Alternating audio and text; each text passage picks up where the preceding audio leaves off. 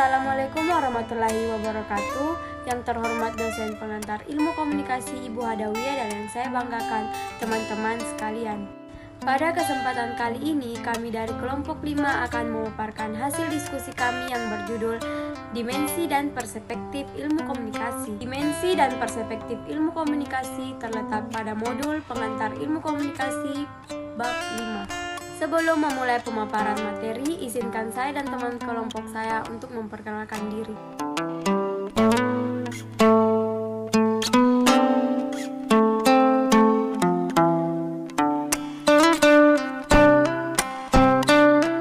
Assalamualaikum warahmatullahi wabarakatuh. Nama saya Hamdana Adam. Di sini saya akan membacakan materi tentang komunikasi sebagai proses. Jika komunikasi dipandang sebagai proses, komunikasi yang dimaksud adalah suatu kegiatan berlangsung secara dinamis. Sesuatu yang didefinisikan sebagai proses berarti unsur-unsur yang ada di dalamnya bergerak aktif, dinamis, dan tidak tetap. Dan dikatakan proses pun juga berarti unsur-unsurnya memang bersifat aktif.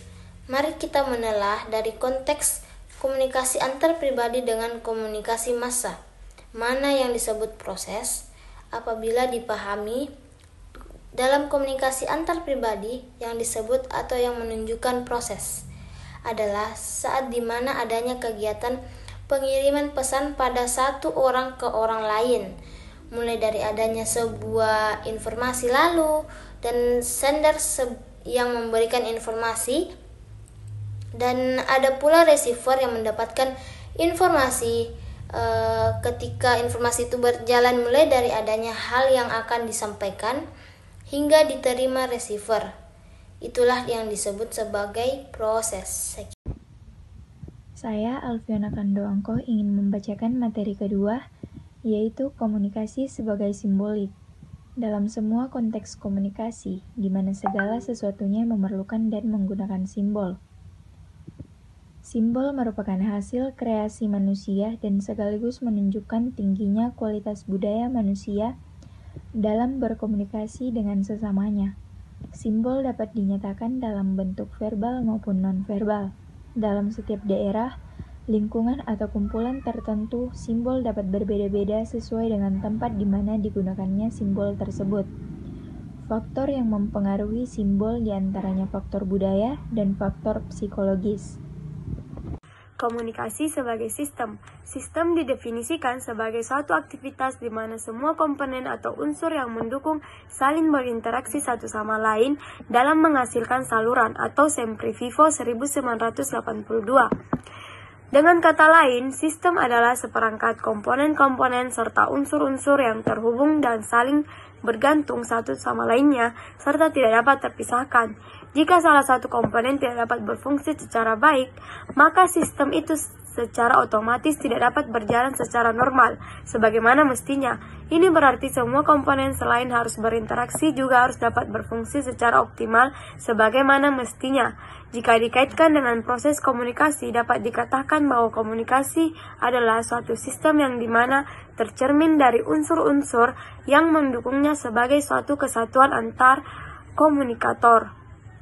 Pesan, media, komunikan, dan timbal baliknya atau feedback. Jadi, sebuah proses komunikasi tidak akan berlangsung dengan baik jika salah satu unsur di dalamnya tidak dapat berfungsi dengan baik pula. Bayangkan jika komunikator, pesan, dan komunikan berfungsi secara baik tetapi dalam prosesnya pesan yang disampaikan melalui media atau channel tidak efektif, maka tidak akan tersampaikan pesan secara baik. Selanjutnya, komunikasi sebagai aksi. Komunikasi selalu menggunakan simbol dalam berbagai macam konteksnya. Selain itu, tidak dapat dipungkiri dalam berbagai komunikasi tidak pernah terjadi tanpa aksi. Apakah itu diucapkan, ditulis, maupun dilakukan dalam bentuk isyarat atau nonverbal, bahkan gerakan dalam bentuk diam pun merupakan aksi.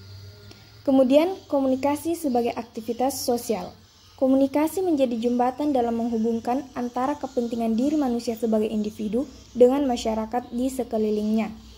Karena sudah menjadi sifat yang mendasar pada manusia, yakni selalu berusaha untuk berhubungan dengan sesamanya, Upaya ini dilakukan untuk menghilangkan keterasingan mereka dan juga untuk mengetahui apa yang sedang terjadi di luar dirinya.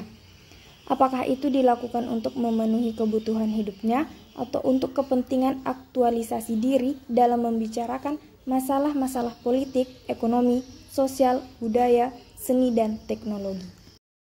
Selanjutnya, komunikasi sebagai multidimensi. Terdapat dua tingkatan yang dapat diidentifikasikan dalam perspektif multidimensional ini, yakni dimensi isi dan dimensi hubungan. Kedua dimensi tersebut tidak dapat saling terpisahkan, di mana dimensi isi menunjukkan pada kata, bahasa, pesan, serta informasi yang terkandung di dalamnya. Sementara itu, dimensi hubungan merujuk pada bagaimana cara komunikator dalam menyampaikan pesannya kepada komunikan atau bagaimana peserta komunikasi berinteraksi. Perspektif ilmu komunikasi ada 5, yaitu perspektif mekanistis, perspektif psikologis, perspektif interaksional, perspektif pragmatis, dan yang terakhir perspektif lain. Pertama, perspektif mekanistis.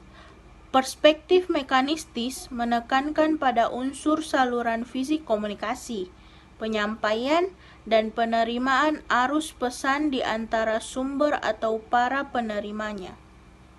Yang kedua, perspektif psikologis. Perspektif psikologis tentang komunikasi manusia memfokuskan perhatiannya pada individu, komunikator, atau penafsir, baik secara teoritis maupun empiris. Yang ketiga, perspektif interaksional. Perspektif interaksional menunjukkan pandangan komunikasi manusia yang telah berkembang secara tidak langsung dari cabang sosiologi yang dikenal dengan interaksi simbolis. Yang keempat, perspektif pragmatis. Perspektif ini didasarkan pada asumsi pokok sistem dan informasi. Perspektif ini merupakan aplikasi yang sesuai dari sistem pada komunikasi manusia dan jelas merupakan perkembangan baru yang berbeda untuk penelitian komunikasi manusia. Antara keempat perspektif di atas, terdapat beberapa perspektif lainnya yang dianggap kecil dan kurang menyebar, yaitu A. Perspektif ekologis. Komunikasi sebagai proses adaptasi organisme kepada lingkungan. B. Perspektif dramatisme. Menempatkan individu dan perilaku sosial dalam analogi dramatis yang menandai aktor sosial pada panggung kehidupan yang sebenarnya. C. Aliran Mcluhan atau Mcluhanisme. Media massa elektronik dikategorikan sebagai perangsang citra dan pencipta citra yang subliminal. D. Teori atau model keseimbangan. Konsep tentang adanya perangkat kekuatan yang saling bertentangan yang menciptakan keresahan secara psikologis apabila mereka dalam suatu keadaan tidak seimbang. Untuk itu, harus dikembalikan pada keadaan yang seimbang dengan prinsip maksimalisasi atau equilibrium, yaitu memberikan penekanan pada kebutuhan untuk menyamakan kekuatan yang saling bertentangan.